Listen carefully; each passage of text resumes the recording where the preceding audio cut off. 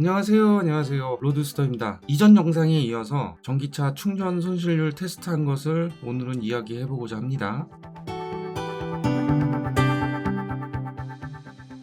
먼저 7kW의 충전 손실률을 계산을 해봤는데요. 제가 사는 아파트에 7kW 완속 충전기가 있어서 여기에서 배터리의 SOC, 스테이트 오브 차지, 그러니까 충전 상태가 62%인 상태에서 충전을 시작을 했어요. 제 차량은 참고로 22 마이 버전의 아이오닉 5입니다. 이 차량은 72.6kW의 배터리가 탑재가 되어 있으니까 이것을 SOC 100%로 보고 이야기해 드릴 거예요. 사실은 안전마진 부분이 있어서 이것을 100%로 보면 안 되지만 그래도 편의상 72.6kWh의 배터리를 100%로 보고 이야기를 해드리겠습니다. 100%까지 나머지 구간을 충전하는데 4시간 45분이 걸리고 속도는 대략 6.6kW 정도의 출력을 받아들여서 충전을 했고요. 72.6kWh의 62%는 약 45kWh로 단순히 숫자상으로는 72.6kWh에서 38%인 27.6kWh가 충전이 되어야 해요. 아침이 되어서 한국전력에서 온 메시지를 확인해서 몇 kWh 정도를 배터리에 충전을 했는지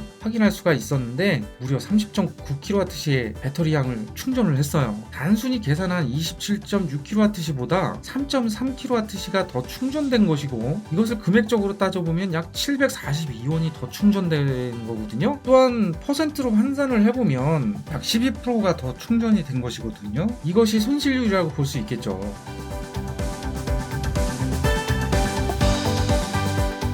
다음으로는 100kW의 출력 속도를 내는 급속 충전기에서 충전을 한번 해보았는데요. 똑같이 SOC 62% 상태에서 100%까지 충전을 해봤어요. 급속 충전을 하게 되면 차량에 따라서 다르고 충전기에 따라서 조금 다르지만 85% 90%가 넘어가면 테이퍼링 구간에 진입을 해서 좀 늦게 충전이 되는데 약 39분 정도를 충전을 해보았어요. 충전기는 SS 차저의 100kW 듀얼 채널 충전기를 이용을 했고요. 급속 충전기를 이용해서 100% 충전하는 것은 이론적으로는 시간과 효율, 배터리 수명 등과 같은 것이 좋지 않다고 그러지만 그렇다고 해서 절대 해서는 안 되는 그런 금기사항은 아닙니다. 차량 제조회사에서 그런 것도 테스트 안 하고 출시를 했다 그러면 그건 제품이 아니죠. 그러니까 이런 부분은 그냥 이론적으로만 그렇다라고 알고 계시고 급속 충전기에서 그렇게 100%까지 채우고 그러는 것을 너무 꺼리지 않으셔도 돼요. 그리고 제가 지금 이렇게 100% 충전하는 것은 테스트를 목적으로 해서 했었던 거기 때문에 그렇게 이해를 해주시면 되고요. 충전을 다 하고 나면 급속 충전기 같은 경우에는 완속도 그렇지만 충전량 표시가 되죠. 핸드폰으로 메시지도 오고 그러는데 이렇게 100kW의 출력을 내는 충전기의 아이오닉 5를 급속 충전을 해보았는데요. 충전량이 28.47kWh가 배터리에 충전이 됐어요. 이게 바로 제가 충전한 내역이고요. 자, 그럼 완속 충전을 했을 때와 마찬가지로 손실률을 계산해 보면요. 27.6kWh보다 0.87kWh가 더 충전된 것이고 충전이 되어야 할 27.6kWh 대비 퍼센트로 환산을 해보면 3.1%가 더 충전이 되었으니까 손실률은 3.1%라고 볼 수 있죠. 이게 바로 완속 충전기하고 급속 충전기하고의 손실률 차이라고 보시면 돼요. 같은 구간을 충전을 했는데 이렇게 차이가 나는 것이죠. 자, 그렇다면 이것보다 더 빠른 충전기에서 충전을 하게 되면 손실률은 적을까? 라는 궁금증이 생겨서 제가 EPT에 가서 한번 테스트를 해봤어요. 그런데 EPT에 가서 테스트를 해봤을 때는 62%부터 충전을 하지 못해서 조금 다를 수는 있지만 그것에 대해서 한번 이야기해 보도록 할게요.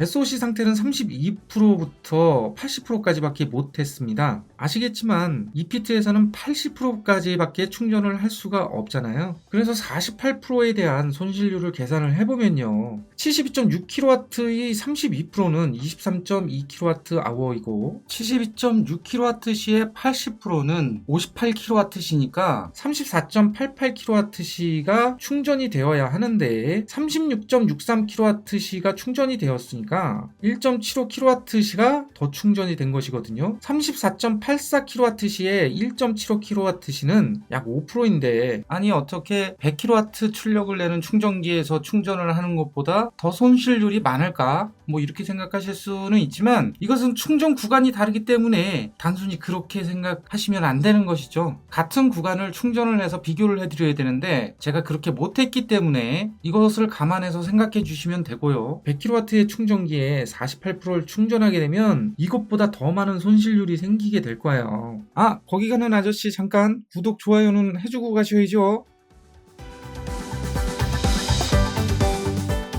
전기차를 이용하다 보면 지속적으로 완속 충전만 이용할 수 있는 것도 아니고 반대로 급속 충전만 계속 이용할 수는 없는 노릇이므로 종합적으로 봤을 때 전기차의 완속, 고속 충전을 합쳐 평균적으로 약 10% 정도 손실률을 생각해 두시면 될 것 같습니다.